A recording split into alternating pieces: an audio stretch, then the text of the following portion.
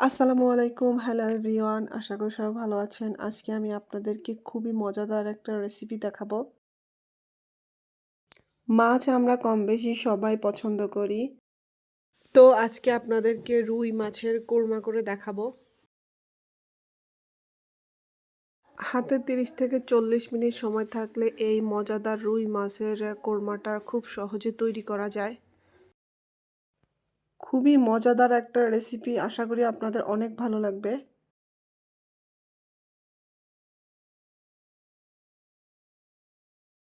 তো প্রথমে আমি এখানে রুই মাছ নিয়ে নিব। আমি মাছগুলোকে আগে ভালোভাবে ধুয়ে নিয়েছিলাম। তারপরে হলুদ গুঁড়ো, মরিচ গুঁড়া, রসুন বাটা, আদা বাটা, স্বাদ মতো লবণ, তারপরে এগুলোকে ভালোভাবে মেখে নিতে হবে। আমার মাছগুলো ম্যারিনেট করা হয়ে গেছে। আমি এখন এগুলোকে 10 মিনিটের জন্য রেস্টে রাখবো। চুলাতে একটি ফ্রাই প্যান বসিয়ে তাতে পরিমাণ মতো তেল দিয়ে দিব। তেলটা গরম হয়ে আসলে ম্যারিনেট করা মাছগুলো দিয়ে দিব।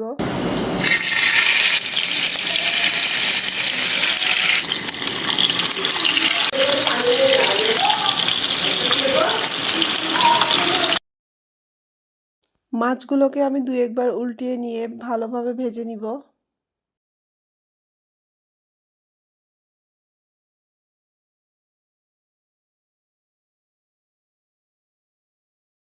আমার রুই মাছগুলো ভাজা হয়ে গেছে। এখন আমি মাছগুলোকে আরেকটা পাত্রে উঠিয়ে রাখবো।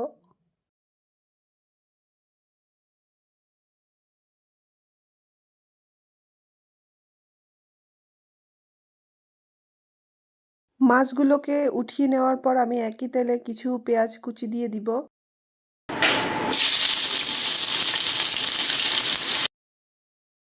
আমি এই পেঁয়াজটাকে বেরেস্তা করে নিব।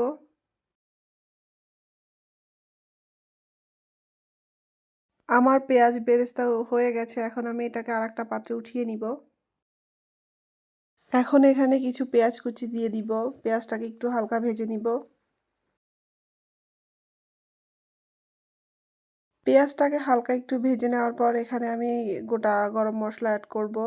এখানে কালো গোলমরিচ, তেজপাতা আর দারচিনি দিয়েছি।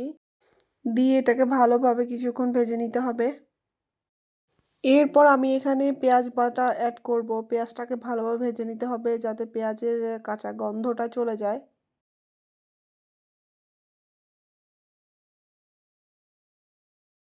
পেঁয়াজটা ভাজা হয়ে গেছে। এখন এখানে রসুন বাটা, আদা বাটা দিয়ে এটাকে ভালোভাবে ভেজে নিতে হবে যাতে রসুন আর আদার যে কাঁচা গন্ধটা আছে ওটা চলে যায়।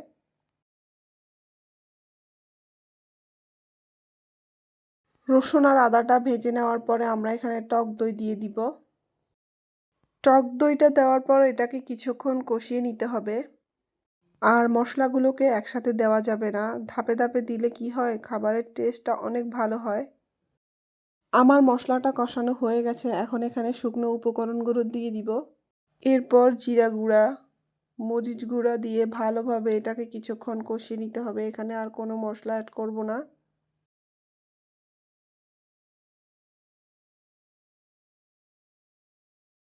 আমার মশলাটা কষানো হয়ে গেছে। এখন আমি এখানে লিকুইড দুধ দিয়ে দিব। আর অবশ্যই আপনারা গুঁড়া দুধটাকে পানিতে গলিয়ে তারপরে ব্যবহার করবেন, তাহলে কি হয়, খাবারের টেস্টটা অনেকটা ভালো আসে বা বেড়ে যায়।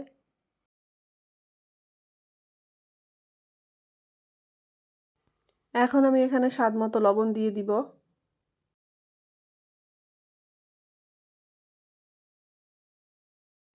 এরপর বাদাম বাটা দিয়ে দিব।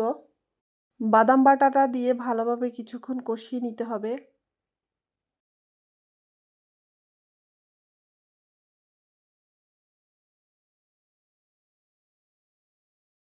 আমার মশলাটা কষানো হয়ে গেছে। এখন এখানে আমি 1 কাপ পানি দিয়ে দিব।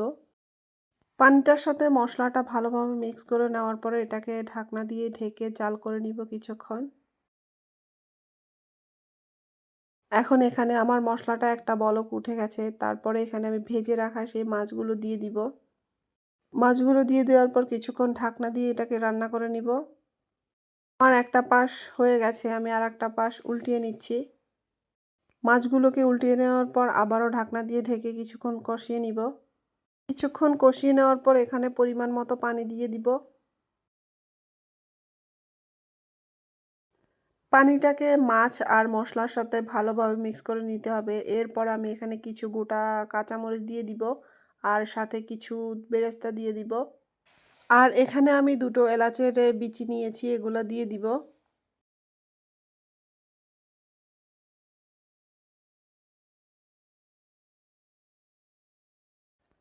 ভালোভাবে সব কিছু মিক্স করে নেওয়ার পরে ঢাকনা দিয়ে ঢেকে এগুলাকে কিছুক্ষণ রান্না করে নিব। মাছের ঝোলটা যখন কমে আসবে তখন এখানে গরম মশলা গুঁড়ো দিয়ে দিব।